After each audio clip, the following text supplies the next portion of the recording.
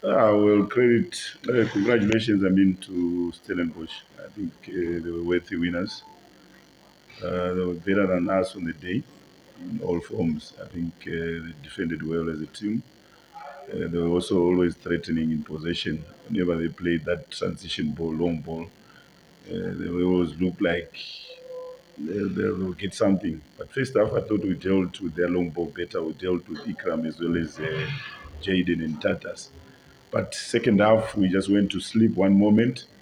Long ball from Sage behind us. We didn't deal with it, and then it's in. And then after that, the game just opens up. So it became a little bit difficult when you start chasing the game.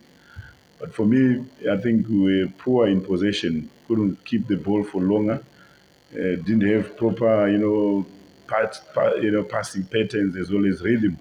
So we lost the ball cheaply, especially our three midfielders, Moses as well as Kumane and then Langa. They didn't make us play.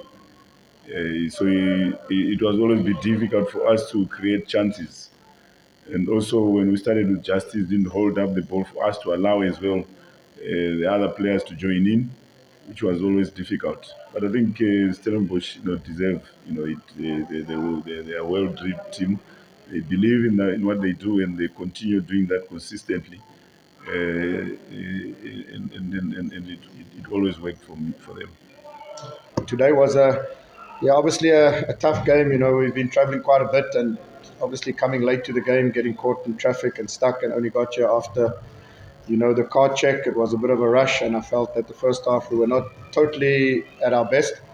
A little bit of nervousness, KG affair, semi-final. We've already been in two finals, semi-finals, and didn't get to a final. So I thought we just looked quite nervous in the first half. A couple of passes not really sticking. But at the same time, they didn't really cause us problems either in the first half. I thought, obviously, second half, once we got the first goal, it opened the game up a bit. Obviously, Richards Bay had to come out, nothing to lose. It's a cup game, so they threw numbers forward, and then we were able to look really threatening on the transition.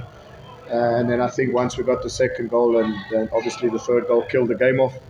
Yeah, just great commitment from the players. They deserve it. They work hard every day. A young, energetic squad of players with good quality. So I'm really proud of their effort today. And also want to thank the fans that only arrived here at halftime after a 20-hour bus trip to give them and reward them with a second half performance like we did. It was really good. Yeah, look, I think for me, it depends what it could do to the team, to the players. Probably if we had gone, it depends on how we're going to take it. As a team, I think we need to dust ourselves and then focus. We did our best for us to reach this stage. But our main focus now should be, the league. I think that's very important for us to start also getting points and start moving away from where we are. So I think the players need to really be encouraged, motivated, and we need to help them, to forget about this, because for them, most of them it was their first time, to reach this stage. They wanted it, so we didn't get it. So it's important that we put it behind us and focus on the league. Yeah, I think it's massive. Obviously, to have three semi-finals and not make a final would be devastating. But I do think we learned from our lessons. We learned from our previous semi-finals. Losing on penalty, losing on away goal. I think those lessons learned. A player like Jaden Adams is only 22, but it was his 100th appearance today. So when you have young players in your team that are already getting those amount of caps and then being in two semi-finals, I think that sort of experiences that we had helped us this afternoon. Yeah, you can say that, but at the same time, I think we considered goals from situations that we knew. Uh, if we could do it in the first half, I thought we would be able to do it, throughout the game, because that was a game. We had to deal with that consistently, and we didn't do that. And they keep on pushing, they keep on probing, because that's what they believe in. So we needed to be a little bit more resilient in terms of dealing with that. So we went to sleep one moment just after the break. We went to sleep, and they got that chance. And then after that, the game just opens up. So you are chasing the game. You are looking for an equalizer, which means you're gonna leave spaces at the back, and they took advantage of that. So I don't think it was really stage fright. I thought we just went to sleep, defensively. Yeah, I think our club, maybe 18 months ago, we sat and we said that there's a core group of players that if the club wants to be successful, if the club wants to win trophies, if the club wants to compete at the top end of the table, there's a core young group of players that we have to keep together. And those are players like Jaden Adams and Devin Titus. So, hopefully they are committed to the club and want to be here for long term, as they've shown by signing long term contracts. And if we show we can win trophies and we show that we can compete at the top end of the table, then there's no reason for the players wanting to leave. Why would you want to go to a bigger club that's maybe not challenging and winning things? So hopefully, by being successful and doing what we're doing, those players, this is where they will be and want to be. So it's important that we keep our core players that have come through the ranks through DDC, won the DDC, won next gen tournament. People like Mervyn Bodie, Devin Titus, Carl Jurgens, Jaden Adams, Antonio van Beek. So the plan is always to have that core group of players to be with us for years to come, which, in my opinion, will allow us to challenge to win trophies. It was always going to be a difficult one because we had made a decision that Pilar Sunday will give him the cup run. So we couldn't turn again and say, you know what, because we're in the semi-final, we drop him. We could have lost the game as well, and with Jackson in goals, and we will go back and say, but maybe we should have done this. But for us, we had to be consistent in terms of what we the decision that we made. We started Pilar Sunday when we didn't have a goalkeeper, and he took us this far. So why not give him that opportunity? It's okay. We lost the game, but it's good for the youngster. It does a lot, in terms of confidence, in terms of knowing that we believe in him. So for me, I didn't have any problem with him. I thought he did well. He was just left a little bit exposed, defensive. We played the most of the ball and football in the first half, 62% possession, 5 shots versus 3. And then what we do, we go score a goal from a long kick, it bounces, it's a bit of a 50-50, and we sort of handle it over the line. So sometimes football rewards effort and hard work, and the way we tried to play the game in the first half by scoring a bit of a, say, would be more like a fortuitous goal.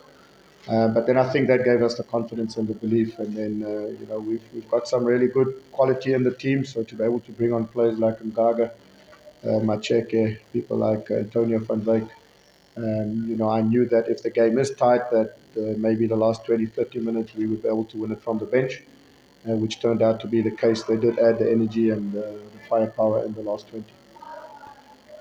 Well, it's you can if you look at Stellenbosch, I think this success just didn't come from nowhere. It's something that they've been doing consistently, and I think for the past three seasons, 4 seasons, they've always been close and close. Last season they got knocked out in the semi-finals in the Nedbank Cup, and today they tried again. This season they tried again. They're in the final, but they kept on using young players, and they believe in young players, but also it depends on the development. I think when you use young players, development is very key. In terms of doing the basics right, and you can see the difference between us and them.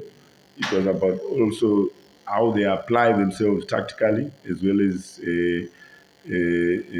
how they apply themselves technically.